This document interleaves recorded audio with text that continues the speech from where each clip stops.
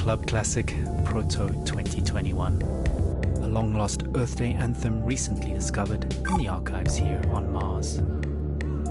That should take most of us back to the days when Mars was nothing but an evening star in the sky, and large social gatherings were still normal and carefree. Speaking of carefree, look out for 3 new OMAS flavors, pink, green and yellow. Pure calm in a tube.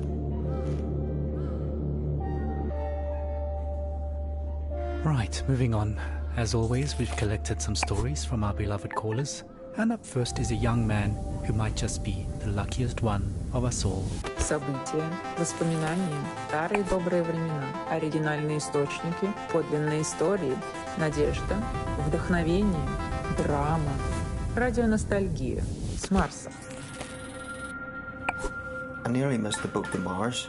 I mean, the rumours about something big happening in Alphaville had been floating for a few years, and of course it was impossible to separate fact from fiction.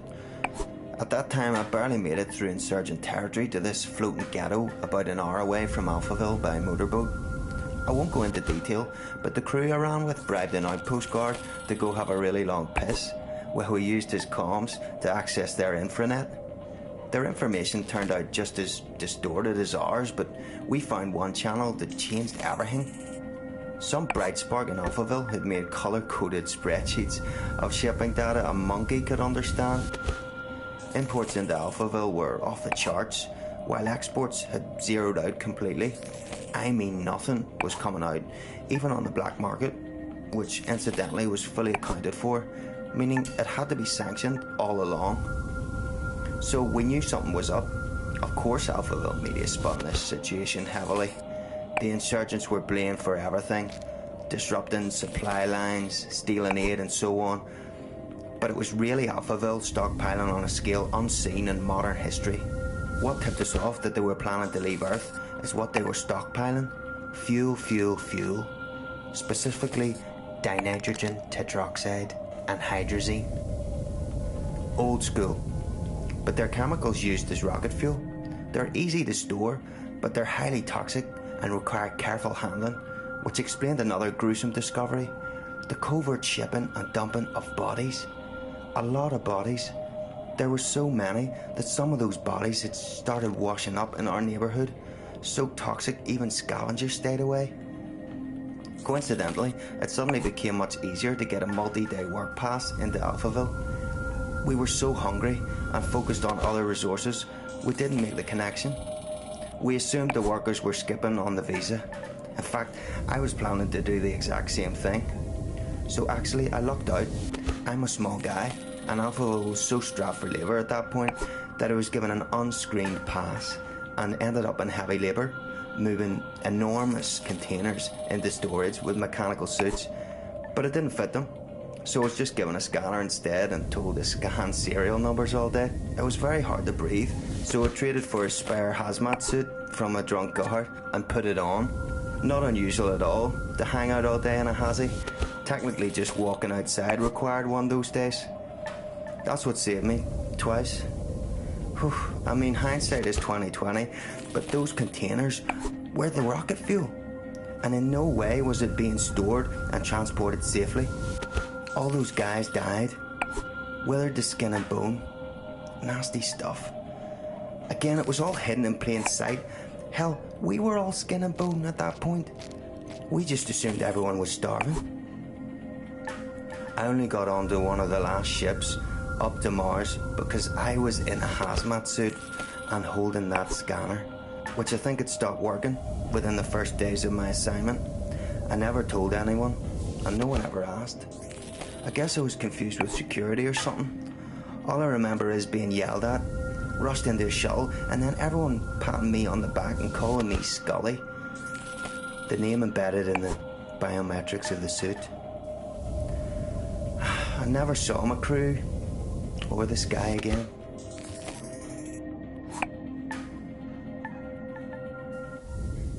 Radio nostalgia from Mars. Wow, what amazing luck to be in the right suit at the right time. Just goes to show, dressing appropriately for the job can really go a long way. Speaking of dressing appropriately, here's a Mars fun fact. Despite an average temperature of well below minus 80 degrees centigrade, if you step outside without a suit on, you won't freeze to death, your blood will boil. That's due to the low atmospheric pressure outside. So please maintain your suits properly and follow decontamination protocols strictly at all times when returning from extra habitat activities. No suit, no life, as we say. Radio nostalgia from Mars. Right. How about a 21st century love song remixed for the 22nd? Who's watching who? Espionage or true love? I guess we'll never really be quite sure.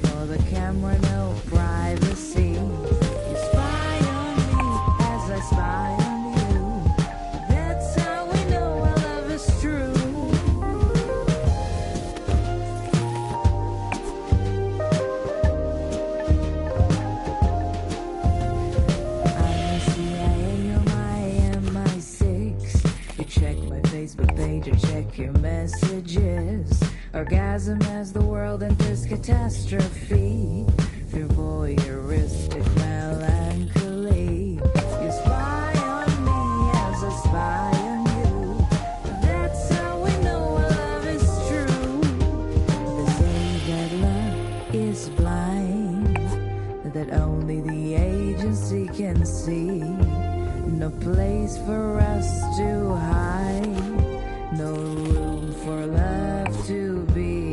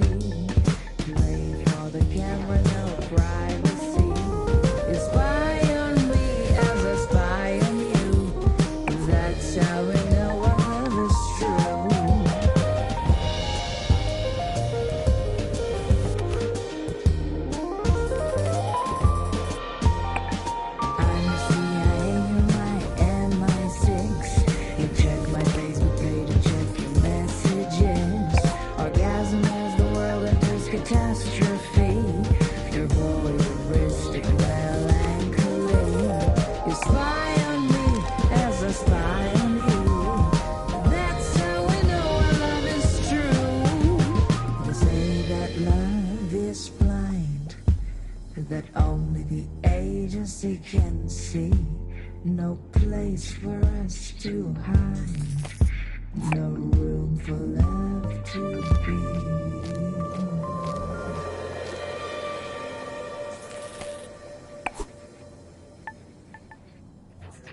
You're home away from home.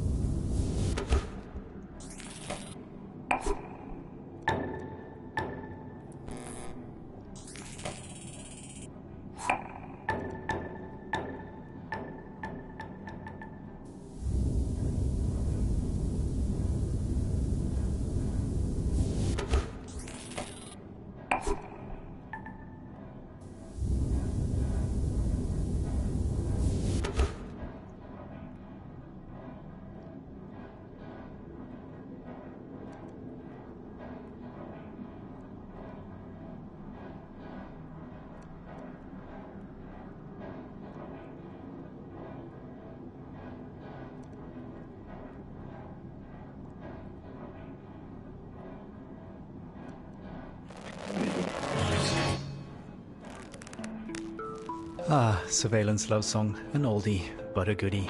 Sophie Jazz reminding us that love remains as complicated as ever, despite our patented matchmaking algorithms and genetic profiling. On the subject of complications, the Mars Time Conglomerate has asked me to mention that even though a Mars sol is 40 minutes longer than a day on Earth, you do not have to manually add 40 minutes to your clocks every sol. We are officially on Mars clock time, so every second, minute and hour across all systems and devices are 2.7% longer by design. I know it's confusing at first, but just keep time as usual. For all practical purposes, we live a 24-hour day up here, just like we did on Earth. Слушайте радио носталгiju sa Marsa. Okay, on with the show. Well,